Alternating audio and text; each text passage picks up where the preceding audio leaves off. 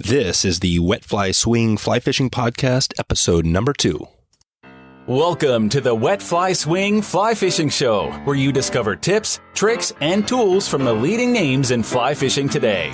We'll help you on your fly fishing journey with classic stories covering steelhead fishing, fly tying, and much more. How's it going, everyone? Thanks for stopping by the Fly Fishing Show. In today's episode, I interviewed Jack Mitchell from theeveninghatch.com, who's a 30-year fly fishing guide. We talk about winter steelhead fly fishing and get into some great tips. Jack covers some big topics like nymphing and stripping streamers, how to find steelhead in transitional zones, lining your rod correctly, and much more. Don't miss this episode as Jack tells a crazy story about the naked guy in his jet sled while fishing. You definitely don't want to miss that. So without further ado, here's Jack from theeveninghatch.com. How's it going, Jack? Very good, Dave. How you doing? Good to have you on here.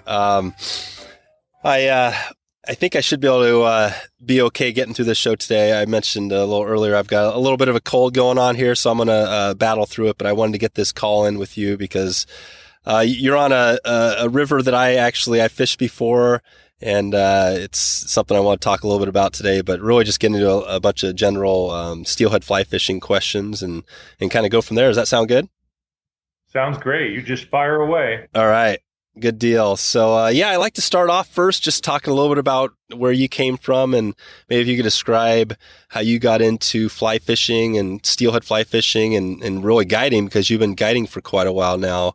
Maybe talk a little bit about that whole history there. Sure, Dave. Well, I grew up fishing. I have been guiding now. This is our 30th year. I started in 1988. So this next season will be our 30th year. So that's it's not certainly not a weekend thing, and it isn't about wealth building when it comes to dollars. It's more about enjoying the office and the people that you're surrounded with. But I started as a youngster fishing off the Washington coast with my family. My grandfather owned a fishing resort, actually on the Puget Sound, and then we ended up going out to Nia Bay, and I just grew up fishing. Obviously, that's not river fishing, but eventually, after those younger formidable years, I ended up going to college, which was kind of a joke for me. I played a lot of rugby and drank a lot of beer and did a lot of hunting. I did my degree finally, but I ended up in Ellensburg on a business proposition, and it kind of brought me back home to fishing again, because there was about a 5 or 6 year period there where I wasn't fishing when I was in college. Really, it was more like hunting and school and rugby and a little bit of fishing. And then I ended up back in Ellensburg. I ended up there, and I realized that was pretty doggone good trout fishing right there, and so that kind of rekindled the old fishing that I'd been doing. So there's about a 5-6 year hiatus there where I really wasn't fishing. Otherwise, I've just been fishing. Yeah. And then you got in. How did you get into the Evening Hatch? Is that your main? I guess that's kind of the main place where you do business and fish. And, everything goes out of. How did all that come to be? Well, I remember there was a couple local guides. One was Tim Irish, and the other one was Bob Aid from Kaufman's. The other one was Chuck Cooper on the Yakima, and I remember discussing fishing with them and realizing that really there wasn't a whole lot of people on the Yakima River, and I thought, wow, what an opportunity to do something that really I enjoy, and then make a living at it. So I just started. I actually sold all my baseball cards and bought the first raft, and I had a little pickup, and that's what I started with. And I started, for years, all I ever did was fish a dry fly, or for 4 or 5 years, that's all we did is fish a dry fly. And then I realized that there was other angles of fishing, and so I started investigating, the idea of nymphing and swinging. And that was predominantly for trout at that time. My steelhead game started really in about 98. That was 10 years after. Yeah, 10 years after I started trout fishing and guiding, and in that from 1988 to 1998, I spent 7 winters in Patagonia, though. So, yeah, I think I fished 54 different watersheds between Puerto Montt and Coyhaique in Chile. So, jeez. I did a lot of off the continent stuff during the off season, but nowadays, I mean, our operation, slowly but surely, our operation in the United States or Washington became year round. At first, it was just seasonal, basically June through, or March through whatever. Well, first of all, when I started fishing the Yakima, it wasn't even a year round fishery. It was June through October. Then they opened it up year round, but I didn't have enough business, to make a living, so I went somewhere else, and then. So that was the progression, yeah. Yeah, that's cool. You definitely had a better baseball card collection than I had. Mine's still sitting up in the garage, collected dust. You must have had a few some better selections than me. That's pretty impressive. I did actually. I had a Mickey Mantle. Wow. First year, and then let me see. What did I had? That's really cool. Yeah, I had some commemoratives that were worth some money too. Original commemoratives, they weren't original cards, but they were commemoratives that became valuable. And then I had some football cards. I had Len Dawson's first year. Oh, yeah. I had who did I have? Johnny Unitas's first year. Yeah, that's pretty cool. So that was not bad. Yeah, good stuff. So the Yakima. I mean, definitely I could chat more about that. That's interesting because that's definitely one that I guess I don't hear as much about. But there's some pretty. You have some pretty good fishing out there. I mean, we still operate a guide service on there. Personally, I don't do much guiding there just because I can't keep them. I mean, there's no way I could be in 5 different places at once. But it's a wonderful fishery. Actually, quite frankly, this time of year is my favorite. I mean, in about 97 is when I started actually swinging a fly a lot. And prior to that, like I said, I'd done a lot of dry flying and streamer fishing, retrieving flies as well as nymphing. But I started swinging a fly a lot. In 97, I was swinging. I started realizing that the swinging on the Yakima was amazing in the winter. And I mean, some of the statistics I could repeat no one would believe them anyway, so I'm not gonna. But we used to catch a lot of fish swinging. I had this one fly it was called a seal bugger. So we would toss those and swing them, and my goodness, did we catch a lot of fish back in the day there. Yeah, nice. So is that something with swinging now for steelhead? Do you do more swinging or nymphing or a little combination of both? We do it all. I mean, honestly, my favorite way to fish, I mean, if I had my choice, I'd shoot a 55-foot line, or 45 to 65-foot line, long bellies. That's my favorite. Oh, really? Yeah. But that isn't winter style, I mean, not many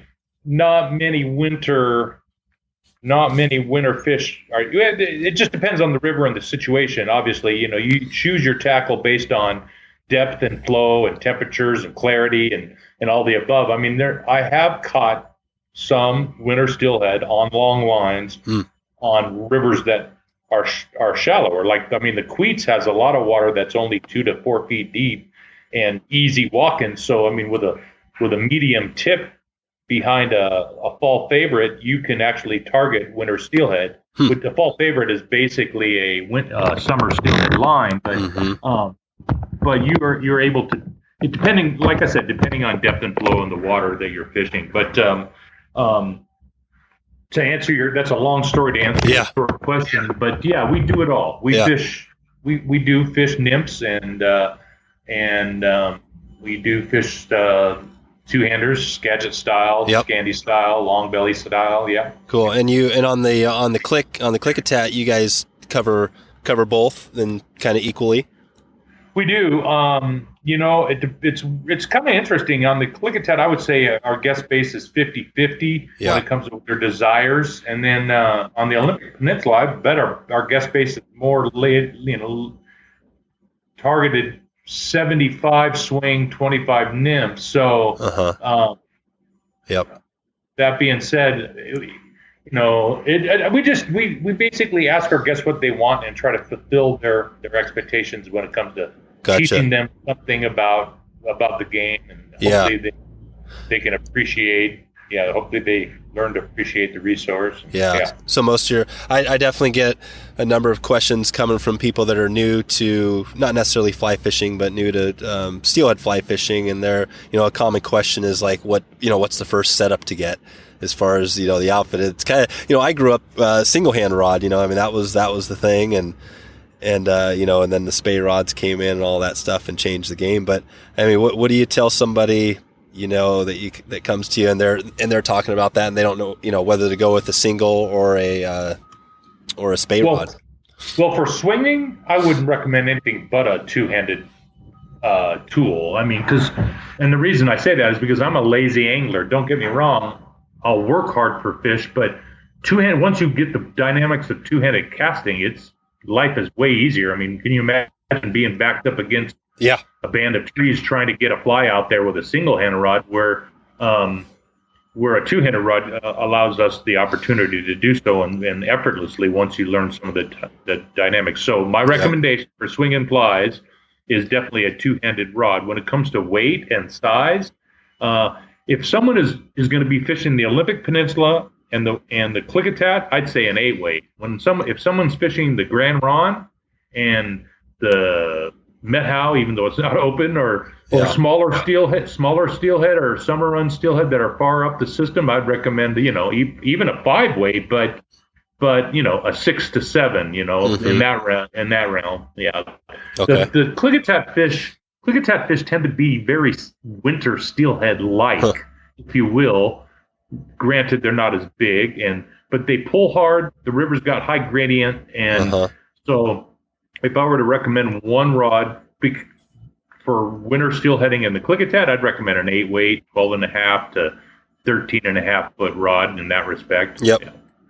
Yep. Nice. And what about for if you're going to get into, maybe just a couple of tips, steelhead tips you might give somebody new to the, fishing winter steelhead, just kind of getting going, what would you tell them to think about before they get started?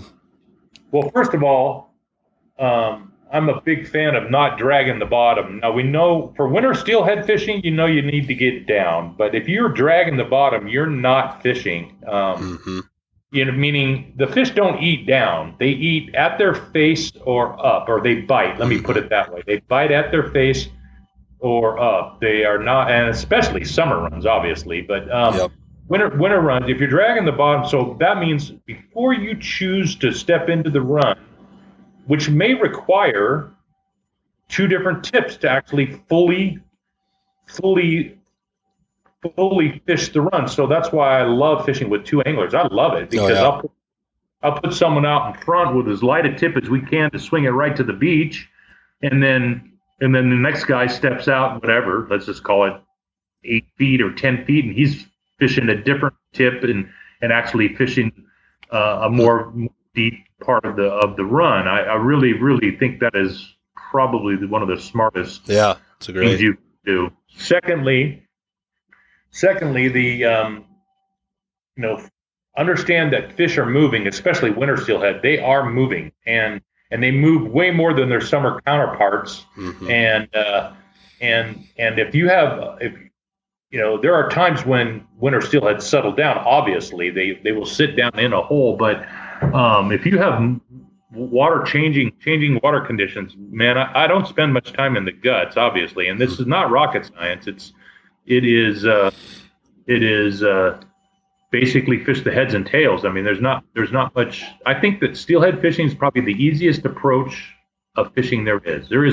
When it comes to its overall approach, it's the most simple approach. I mean, if you got moving fish, fish heads and tails. If you have water that is lowering and clearing, fish probably the depths of the holes. If you have less clarity, you can fish bigger. This is not always the case. If you have really clear water, you might fish more subtle. I mean, that's about as basic of an approach as you can get. Yeah. Those are great tips. As far as the line, do you guys have a type of line, or I mean, you mentioned a Skagit. Are there any special tips you guys use or something, or is it just kind of whatever people bring to the game? A lot. When it comes to swinging fly subsurface for steelhead, if I have an even flow and I have, not broken up by big boulders and I have a big glide, let's call it, that is 2 to 5 feet deep and smooth. I love dual density lines, where you have integrated intermediate into the head itself, and then when I'm fishing pocket water, slotty water, when I'm fishing abrupt water, I tend to like a Skagit because I'm and a shorter, generally 7.5 feet to 10 feet of tip, and a heavy bug, so I can drop it into the slot, if you will. Yep. No, that's a great point for sure.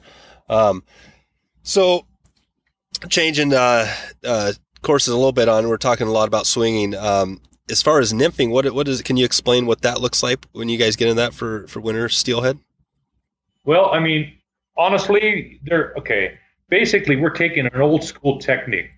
I recently read somewhere that there's all this hubbub of fishing beads or whatever. Oh, yeah, right. Obviously, a bead does catch fish, but you know what? The funny thing about all of this is that steelheaders have been fishing little round things for steelhead for eons. I mean, it's not anything new. You know what I mean? Yeah.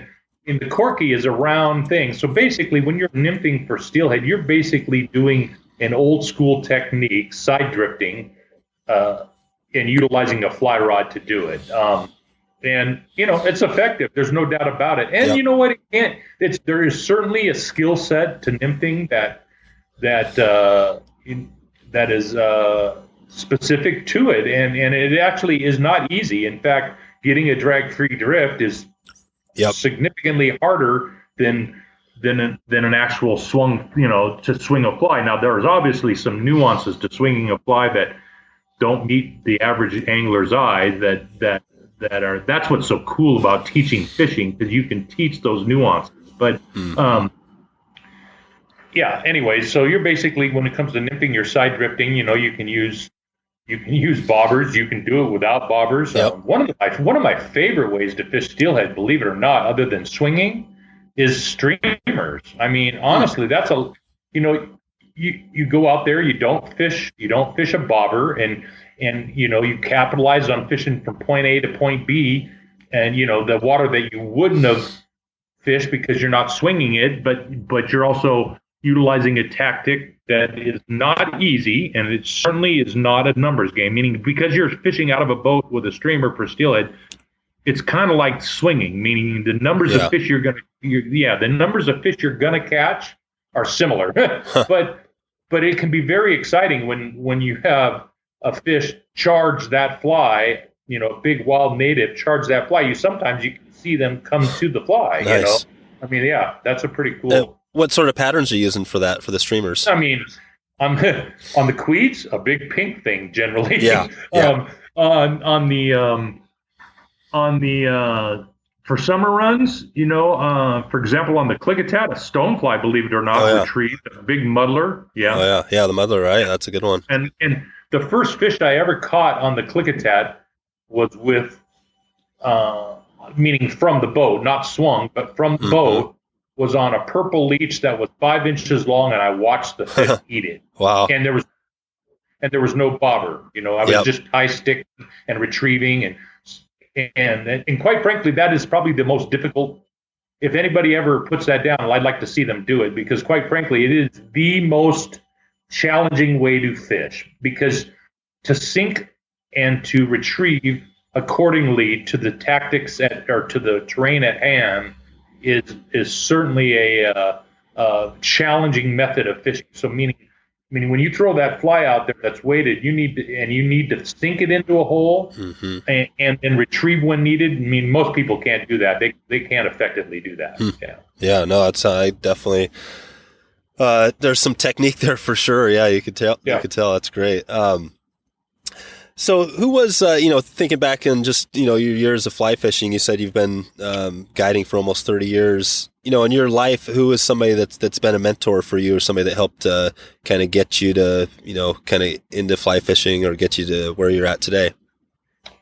Well, I am not much into writing, and I'm not much into watching videos. Of course, back in those days, the only video we had was VHS, but so I was always one that leaned over shoulders and looked at pictures, believe it or not. Randy Scott Stetzer's magazine, or his best, whatever the best was, it the best 500? Yeah, yeah.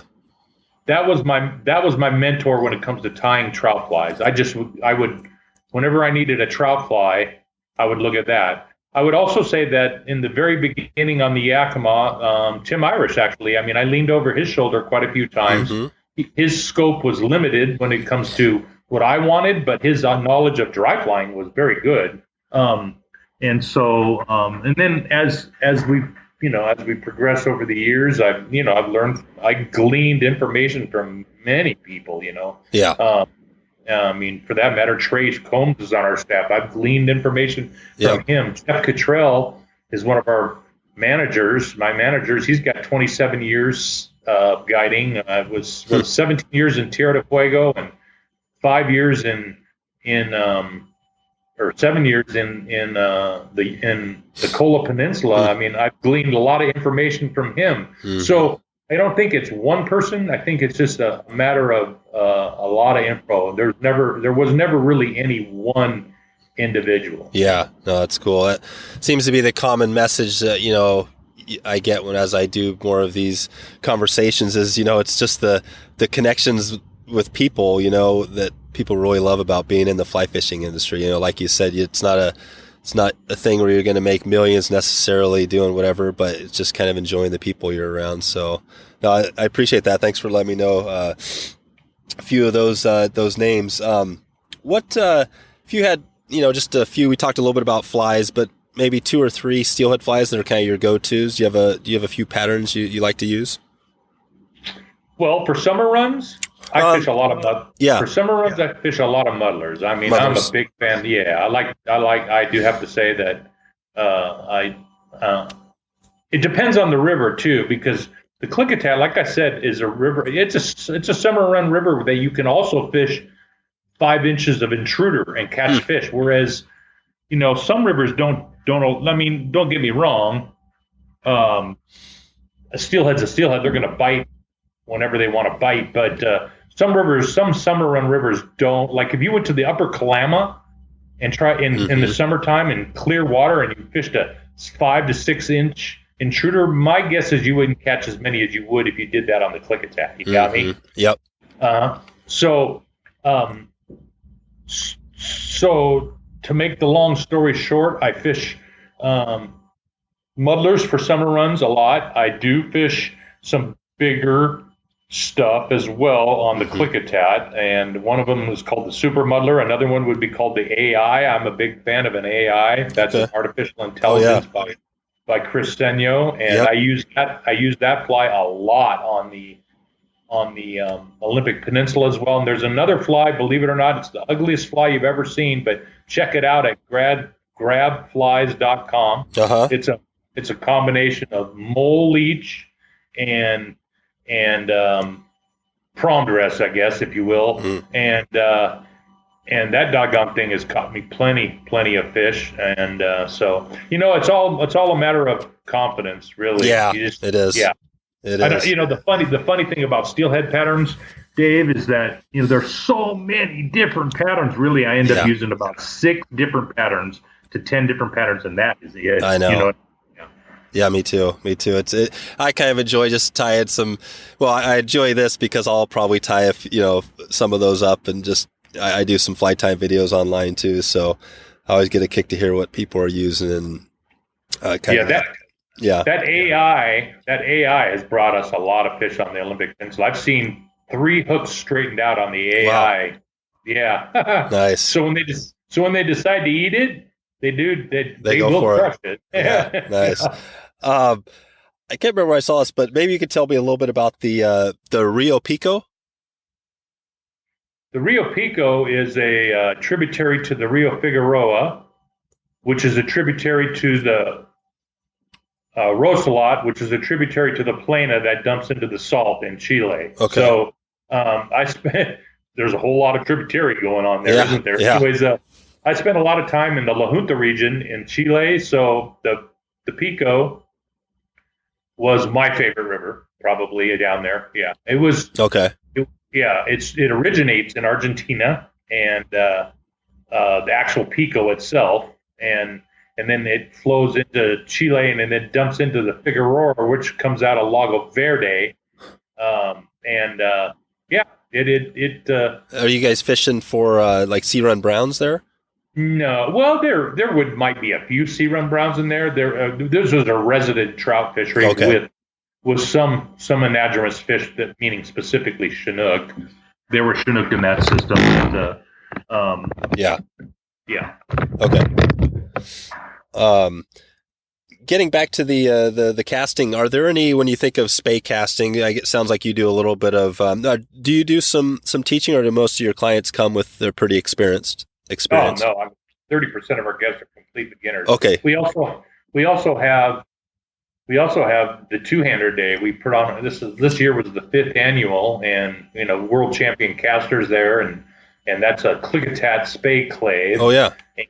And it has evolved, and and I've had a lot of good help with that, like Brian Chow. Mm-hmm. There's another person I've learned some things from. Yeah. Also, Ben Dow is another instructor at the two-hander day, and you might not know his name. Not many people know Ben's name, but boy, I tell you, the guy is an incredible angler and caster. I've learned a lot from him. So the two-hander day is a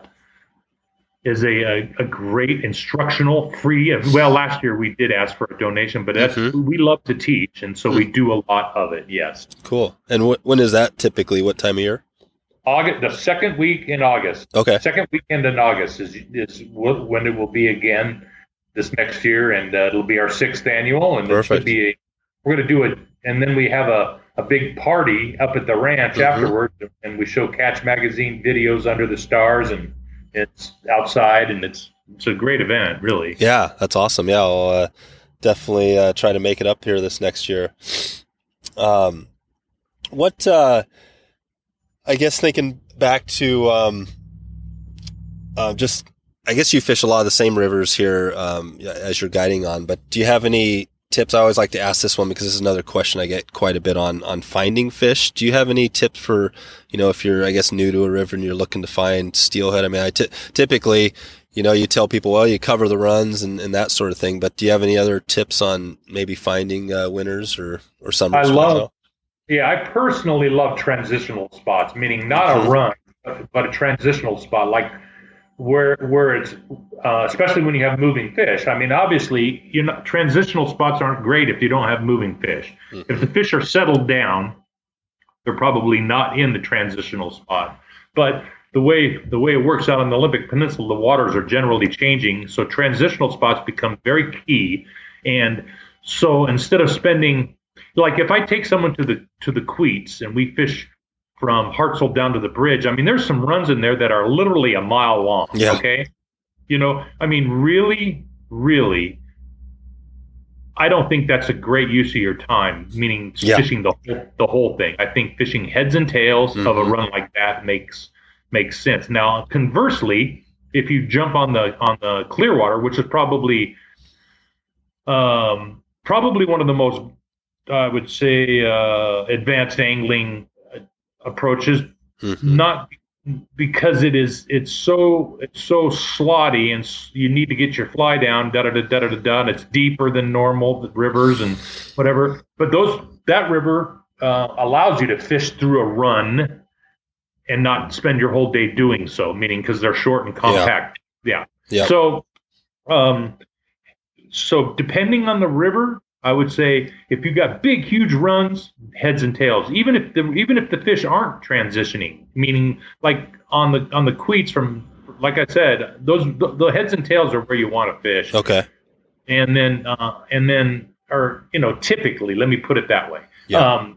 Nothing is a for sure always, but and then when you got smaller rivers and when you have compact runs, what the heck, fish through it, especially if you, and quite frankly, here's one of my, fish through the water, meaning I put someone in a run and I tell them to fish through it. We need to get through it in 25, 30 minutes, and they're still standing in the same spot 20 minutes later. Yeah. So my rule of thumb is if you got 2 feet of viz, you step 2 feet to 3 feet. If you got 3 feet of viz, you step 3 to 4, 3 to 4 steps. If you got 4 feet of viz to 5 feet of viz, you should be stepping 4 to 5 big steps. I mean, you're looking, Yep. move through the run. Yeah. Yeah, no, that is good. It's a point because I have a few friends that, or at least a couple that definitely work slower, and it's when you're behind them, it can be a little annoying sometimes. Yeah. Out fishing. No, it's good. As far as the evening hatch, maybe you can just talk a little bit more on that, just so as far as where you guys, sounds like you've kind of covered where you guys fish, or if somebody wanted to come out and connect with you guys, are those the main rivers you fish at?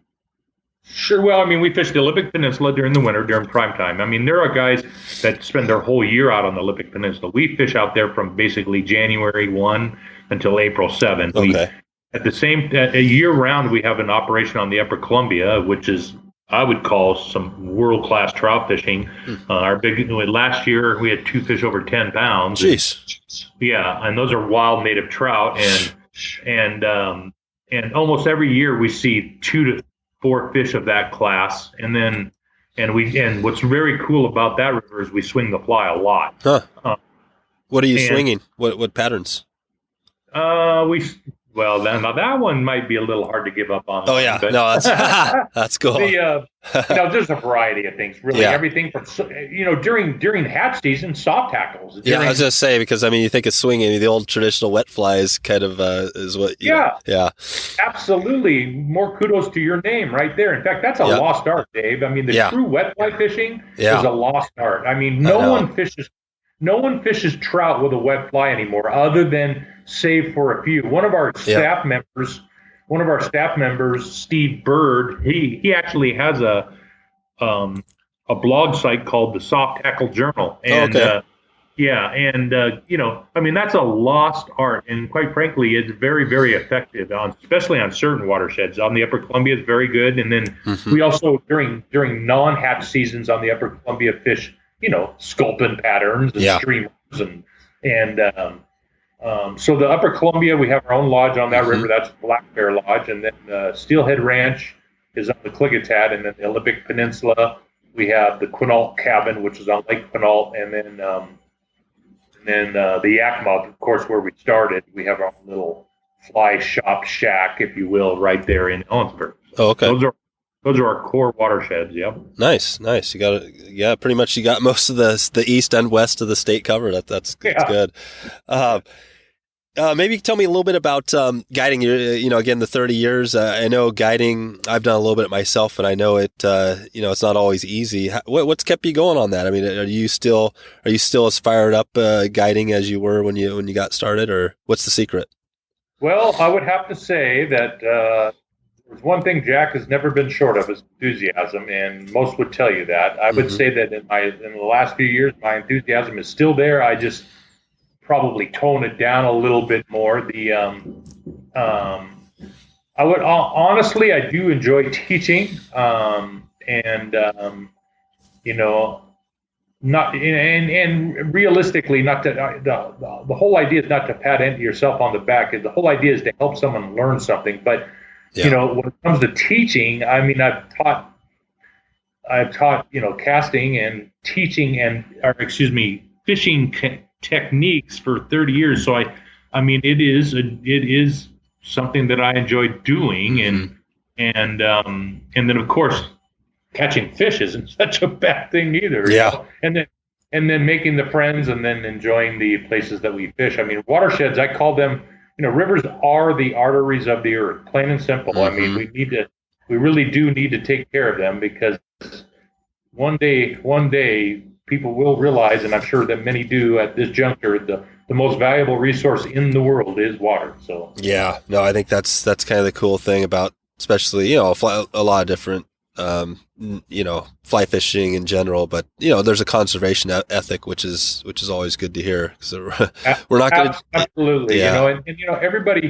Everybody has their way of being part of their conservation. The way I have done it, I've never had much time, so I give back to kids. I give back with our teaching of the two-hander day, and I've given to clubs eons over the years. For 30 years, I've been given to clubs, meaning I give them a donation, and I let them get the money and then do their conservation work, because that's what clubs do a lot of, and that has been the way I have given back. No, that's great. I was just thinking, as far as casting tips, I'm not sure if I totally asked that correctly, but did you have a couple questions ago on tips for casting as far as spey castings? Something that Well, the range of motion.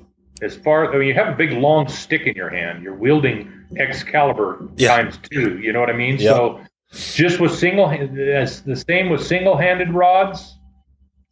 Mm-hmm. Single-handed rods, it's very easy to use too much range of motion. It's one of the first common errors. Now get rid of the single-handed rod and put a two-handed rod in your hand. Now, like I said, you're wielding Excalibur times 2, and it is very easy to use way too much range of motion. Yep. Very easy.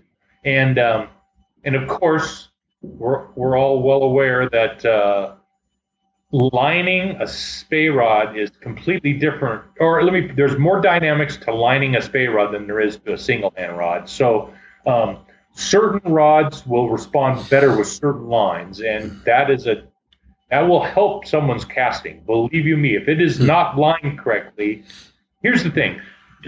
Jimmy Green used to say you can cast anything, right? Yeah. Meaning just adjust your stroke, and that is true. But for the beginner, that isn't very easy. I remember learning on mid-spey. Was one of the worst lines ever. The old mid-spey, and it was an underlined line as well. So if you could cast the mid-spey, you could cast anything. I mean, really, honestly, it was not a very. And then came along the wind cutter, but again, lining your rod correctly is real important as a casting tip for beginners, because if it isn't lined correctly, it's going to be very frustrating for the. Can you clarify lining your line correctly? Lining your rod correctly. That's a variable. Based on a faster rod, you probably can get away with a lighter Skagit head. A slower rod, you're going to need a Skagit head that might be a little heavier. Because it takes less time to load that rod. With a faster rod, you don't need as much weight in that rod. Right. And there's so many dynamics. For a long time, I could not. This is not a put down against Sage, right? Yeah. I love my Sage 1 right now. My 7126, I love it. But at first I didn't, because I didn't have it lined correctly. Sure. Every standard Skagit I put on it, I didn't like. And then Andrew Bennett one time from Denicky Outdoors said to me, he says, "Jack, try a short on that, a Skagit short, and I'll be damned if that thing wasn't just perfect." Perfect. Yeah, it was like shooting a dart. And I thought, wow, after all these years and all this casting, and I'm pretty efficient at casting, right? You still have to line the rod correctly. That didn't mean that my Sage 1 couldn't cast the standard Skagit, because it did, but it really wasn't that fun. You know what I mean? Yeah.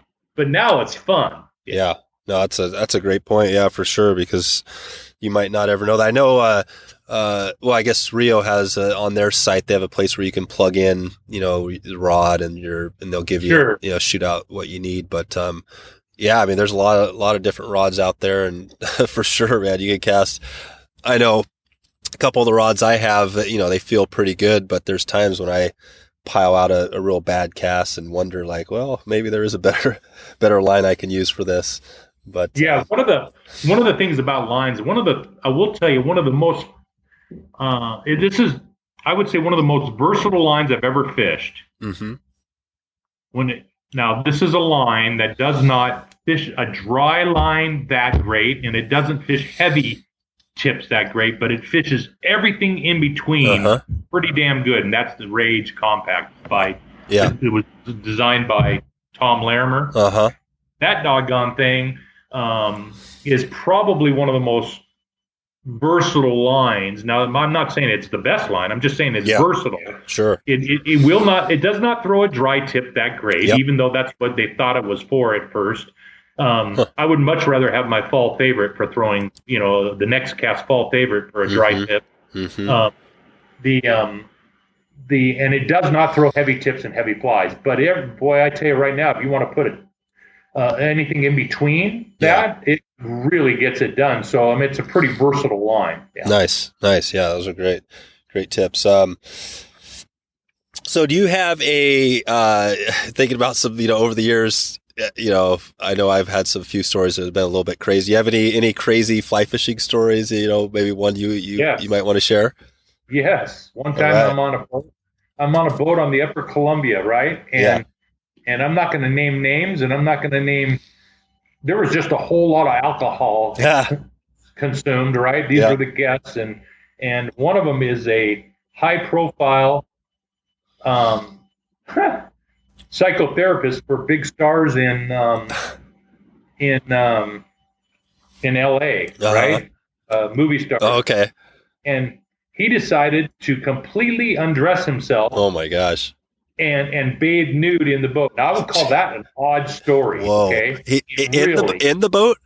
In the boat on a jet sled. Now, we're on a jet sled. Oh my God. And this is with one of my girlfriends in the boat. I'm thinking, Jeez. Really? That's an odd story. Wow. I guess that's LA. Yeah, maybe you want to cut that one out of the Skype. We'll see. No. After that, I said alcohol is not a great place on the river. A little bit of a beer here and there is a great thing. Yeah. But that kind of drinking is out of control there. You know what I mean? That's not right. The other one would be taking off. I remember one time with a guest taking off from San Carlos de Bariloche and walking with a guest friend and walking from San Carlos de Bariloche to Los Alerces Park in Argentina. That's 300 miles. And that was with rod in hand, backpack on back, and flies. And then, of course, we thumbed it as well. Yeah. And that's awesome. That's a good one, right? Yeah, that's serious. Wow. So how long did that take you? That was a week and a half. Yeah. That's super cool. Yeah, that sounds like quite a journey down there. You said 7 years or 10 years you're down there? 7 winters, yeah. 7 winters, yeah. Yeah, that's cool.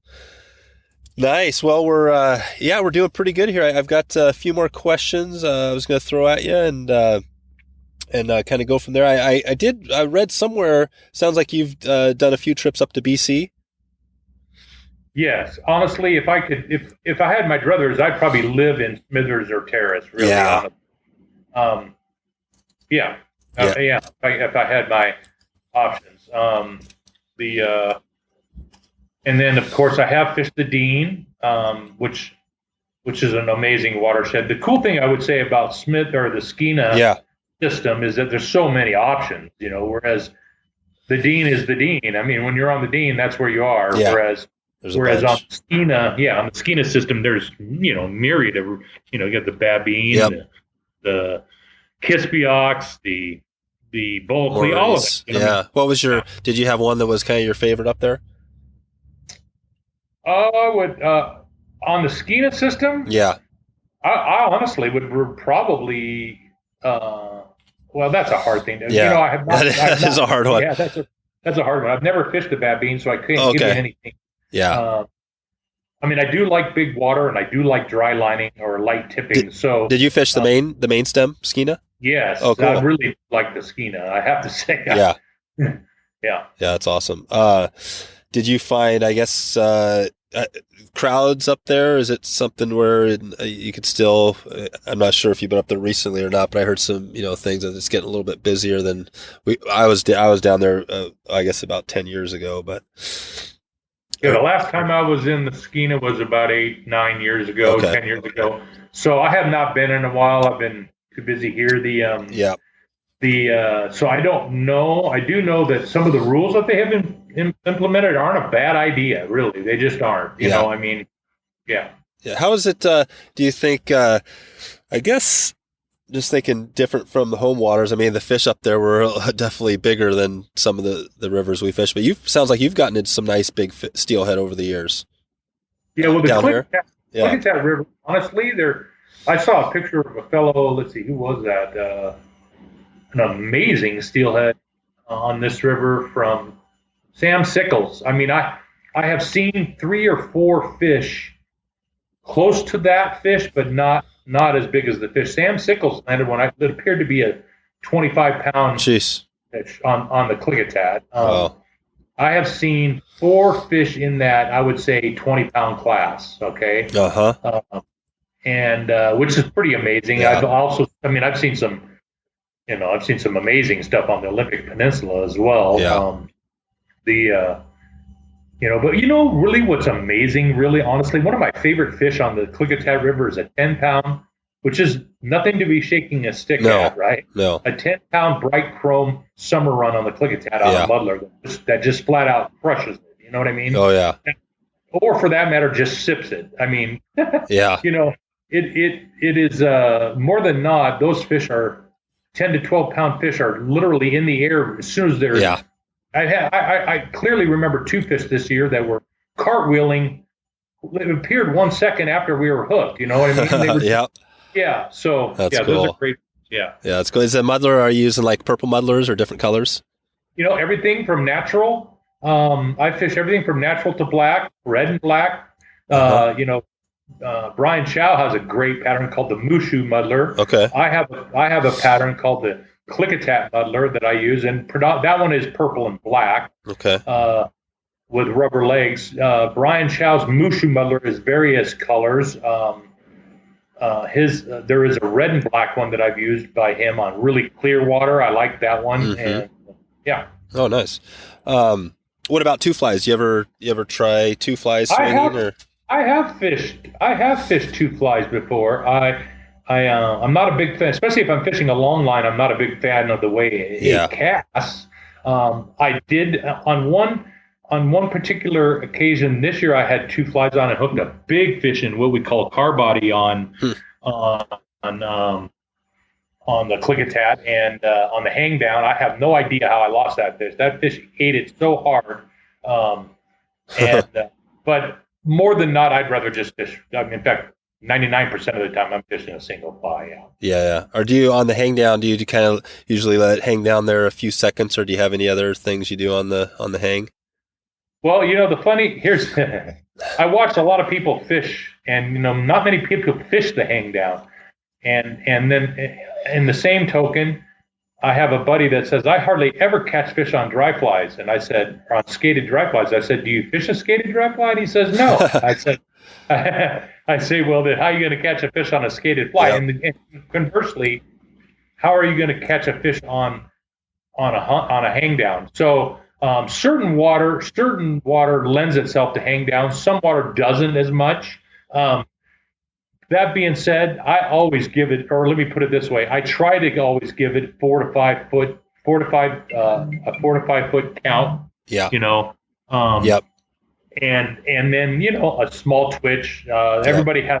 I personally don't throb the rod. I generally will just strip it. Mm-hmm. 2 quick little strips actually is what I do a lot of, and believe it or not, I have actually hooked. Even after those 2 quick strips, I've hooked a number of fish, especially hatchery fish. Yeah. After I have started retrieving that fly, to make my next cast. I don't know if I can clearly remember any wild fish that way, but that doesn't mean it wouldn't happen. Yeah, definitely. Nice. I was talking to somebody reading recently they were talking about how, the bad the crowds were. Do you find that's an issue at all on any of the rivers you fish? And is there a way that you get away from the crowds? Well, it's interesting. Everybody wants to point a finger at the guide pressure. Yeah. And I'm part of that. So I am conscious of that, actually. In fact, at the ranch, we have decided we will not be doing more than 8 anglers a day at the ranch ever anymore on purpose. Okay. Yeah. And then, I can handle 12. Okay. But I don't want to. First of all, the experience is less at the ranch and on the river. But uniquely or interestingly enough, in talking with the State Department of Fish and Wildlife, that the guide numbers are actually down from 8 years ago. Oh, wow. Think where you're seeing the pressure, and there is more pressure. And the reason we're seeing that, Dave, is because of funneled zones, meaning there's less watersheds open. Yeah. So people have to funnel into those zones. And I will tell you that the swing, the new wave of swinging the two-handed rods has brought a lot more people out by foot, which is a great thing. I'm not. There's nothing negative about it, Yep. But there are more people fishing on their own that way too. So you combine funneling everybody into 3 different general areas, and then more anglers, because it isn't more guides; it's actually more anglers. Yeah. Although there are a significant amount of guides out there still too, and that's not. I'm not saying that we shouldn't. Yeah. So anyway. No, definitely. Yeah. No, I think it's just part of the deal. Yeah. There's going to always be more people, I guess it seems like, as time goes on. Yeah. So cool. Well, I'm just about there. I had one more big question for you, Jack. If you wanted to, this is kind of one I'm not sure if you have an answer for. It's kind of kind of like 100 years from now or whatever, when we're all gone.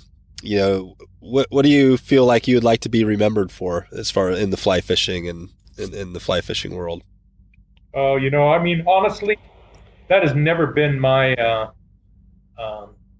I could have self-promoted. I promoted the Evening Hatch hard. Yeah. No doubt about it. Yeah, you've done a good job. I just know, you're definitely, the word's gotten out there on the Evening Hatch. I'm not sure where you're marketing or promoting, but you're doing something right there.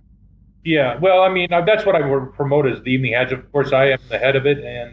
And really what we want to do is we want 100 years from now, I just would like probably to say that, hey, I did kind of lead the pack in Washington when it comes to guiding, and then, but not that. More that he was an enthusiastic angler who loved to teach. That'd probably be more like it. Yeah, I like that. That's good. And then I commend you, Dave, on your efforts here, because I know the love that you're in here, because I'm there with you, and it certainly isn't about the wealth building. It's more about the community and being part of a good community and trying to help and make a difference. And in that, I commend you, because the game is a fun one, and so keep up the good work. Thanks. No, I appreciate that. It's definitely, I've had a goal to start a podcast for, I think, about 2 years now, and I didn't know what I wanted to start one on. And it just kind of all came together for me this year. And, it's just that passion, because I'm really passionate about steelhead fishing, and it's the thing that just kind of keeps me going. And it just made sense. I was like, gosh, why not just give this a shot? And now that I've interviewed a number of people, and this is just another example, we've never really talked, much before, but it's just so much fun getting to know somebody else and talk about fishing. And the fact that this recording will live probably 100 years from now, right? It's going to be out there, and somebody can listen to it and hear about, our little conversation and get a few tips on steelheading. I think that's a pretty cool thing, and so that's kind of what keeps me going here. I just enjoy having the conversations. Yeah, very cool, Dave. You're more than welcome. Just let me know anytime and swing by one of our places and come in and have dinner. And enjoy it. Sounds good. Hey, before I let you go, Jack, just want to remind people, so if they want to find you, can you tell folks where the best place to find you is? Our website, it's theeveninghatch.com. Yeah. Okay. Good. All right, great. Well, thanks again, and I will catch up with you soon, hopefully on the river. Hey, Dave. Thanks a lot. Take care. There you have it. If you want to find Jack, go to theeveninghatch.com. And if you want to catch up with the show notes for this episode, just go to wetflyswing.com and we have you covered there. Thanks again, everybody, for stopping by to check out the show today, and looking forward to catching up with you sometime soon.